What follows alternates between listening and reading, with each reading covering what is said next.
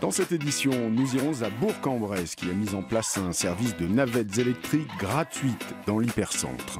Vous découvrirez un restaurant associatif d'un nouveau genre à Agen où le prix du menu varie en fonction de vos moyens. Mais avant cela, s'habiller quand on est en bonne santé, rien de plus simple. Mais quand on est malade, cela peut être beaucoup plus compliqué. Alors une styliste niçoise qui a remporté le Grand Prix Talent des Cités en 2015 crée des vêtements sur mesure adaptés à différentes pathologies et aux besoins des patients. De la mode médicale. C'est jour d'essayage pour Agathe. Regarde les petits nœuds que j'ai rajoutés. Celui-là, tu l'avais déjà. Un ici et un ici. C'est la surprise. Il y a des petits nœuds partout, Agathe.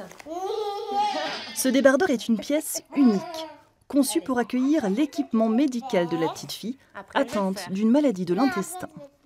Ok. Alors, celui-là, on va pouvoir le cathéter. Yes. Dans la petite poche. C'est une création d'Anne-Cécile Ratzimbasson, styliste. Donc, je rajoute les pressions. En Oui, plus, mais je garde le petit nœud.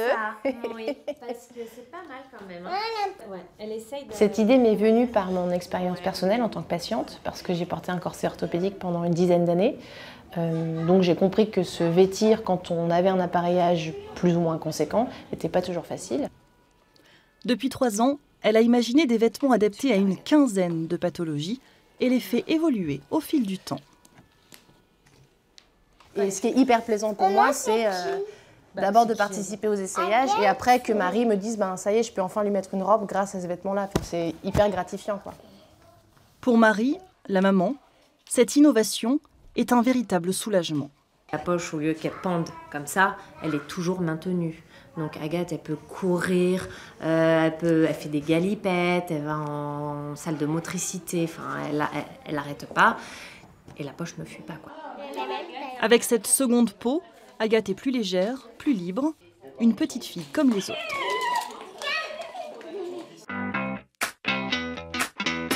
Depuis novembre dernier, Bourg-en-Bresse est équipé de petites navettes électriques qui desservent le centre-ville. Au bout de 3 mois, le bilan de l'opération est plutôt mitigé.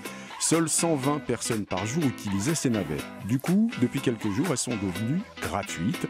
La mairie veut convaincre les habitants de leur utilité dans l'hypercentre. Elle se faufile en ville à son rythme, doucement et silencieusement. De près, cette navette ressemble à un pouce-pouce, bien loin de l'image futuriste du transport électrique. Elle vous fait penser à quoi? La voiture de oui-oui. Bah oui, mais tant qu'elle amène où on veut. L'intérieur confirme l'équipement basique, 6 places seulement et un confort sommaire. Mais l'expérience est sympathique. Les gens le comparent à quoi en fait? Bah, tchouk-tchouk, voilà, minibus, rétréci au lavage, etc. Les usagers voyagent derrière des bâches transparentes. Ouais, on a l'impression d'être dans un carrosse et on dirait on est dans la petite maison, dans la petite prairie, mais dans la ville. Ce sont des travaux en centre-ville qui ont poussé à ce choix. Les bus traditionnels n'auraient pu accéder aux ruelles pendant le chantier. Problème, depuis leur mise en service, ces navettes ne font pas le plein, loin de là. Décision a été prise de les rendre gratuites. Il y a eu un temps d'appropriation du service, effectivement, plus long que ce qu'on pensait. Donc nous souhaitons aller jusqu'au bout de l'expérience pour voir si ce type de navette, gratuite ou payante, peut rencontrer son public et présente un intérêt. Coût de l'opération, 129 000 € sur 10 mois. Une goutte d'eau dans le budget transport de l'agglomération qui dépasse les 7 millions. Et un test qui a son importance dans un centre ancien, autrefois traversé par 4 lignes de bus. Ce véhicule est un petit peu déroutant. Les jeunes peuvent le trouver un petit peu décalé par rapport à l'image qu'ils voudraient d'un minibus. Ce n'est pas un minibus, c'est vraiment une sorte de petite méhari. Mais ces petits véhicules qui se faufilent, qui nous rapprochent des rues piétonnes, sont des solutions très intéressantes. Avec les beaux jours, les promoteurs de ces navettes espèrent enfin séduire. En version décapotable, ces voiturettes ont plusieurs atouts. Elles rendent les voyages agréables et facilitent la découverte d'une cité. Un restaurant qui pratique des prix à la carte, où l'addition dépend de vos moyens. Une façon de lutter contre l'exclusion en permettant à des personnes aux faibles revenus de s'offrir un moment de convivialité. Ce restaurant d'un nouveau genre a ouvert à Agen et a même permis l'embauche de 5 personnes. Au fond d'une petite cour, le café-restaurant solidaire Angart a pour seul but de lutter contre l'exclusion des personnes seules ou aux revenus modestes. Chaque jour, un menu de qualité est élaboré sur place. C'est une petite verrine avec un concassé de butternut et potimarron au céleri branche, avec des lentilles assaisonnées, un peu de feta à la ciboulette et des graines de coco. On a proposé des prix qui soient adaptés en fonction des revenus. Donc un bénéficiaire peut avoir 25% de réduction ou 50% de réduction, ou carrément, s'il vit en dessous des minimums nécessaires pour vivre, notamment moins de 550 € qui est le RSA aujourd'hui, peut carrément transformer du temps de bénévolat en menu.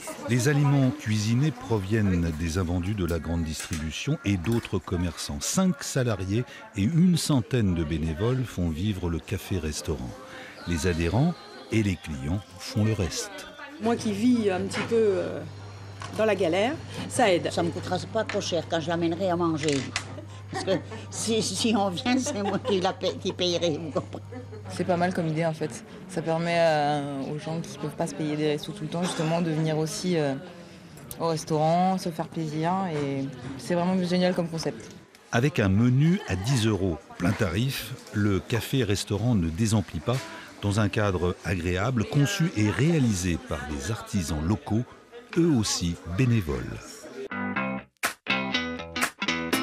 On termine à Limoges avec une activité originale pour les plus petits, proposée pendant les vacances scolaires par la Cité de la Céramique, le Musée national Adrien Duboucher, un atelier de décoration sur assiette en porcelaine.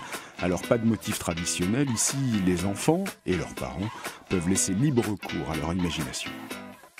C'est un atelier bien particulier, une histoire de profil esquissée puis décalquée sur une assiette en porcelaine. Aliénor, 6 ans, et sa maman Charlotte sont venus en cet après-midi vivre une expérience artistique atypique. Je pense que ça peut être agréable pour l'enfant, mais aussi faire appel à sa culture, aux traditions de Limoges. C'est bien et on s'amuse un petit peu et pour moi c'est génial.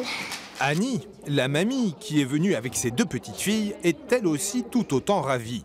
Je trouve ça très très bien pour les enfants, ça les occupe et ça leur fait découvrir, je veux dire, des activités manuelles qu'ils n'ont pas l'occasion de faire. Nous, ce qu'on veut, c'est dépoussiérer un peu la céramique, la porcelaine, l'histoire de la porcelaine de Limoges, en leur montrant que derrière ce musée qui est assez ancien, il y a quand même plein d'activités super pour les enfants, la famille et un peu tout le monde. Une fois croqués, petits et grands vont pouvoir s'exprimer avec plus ou moins d'imagination.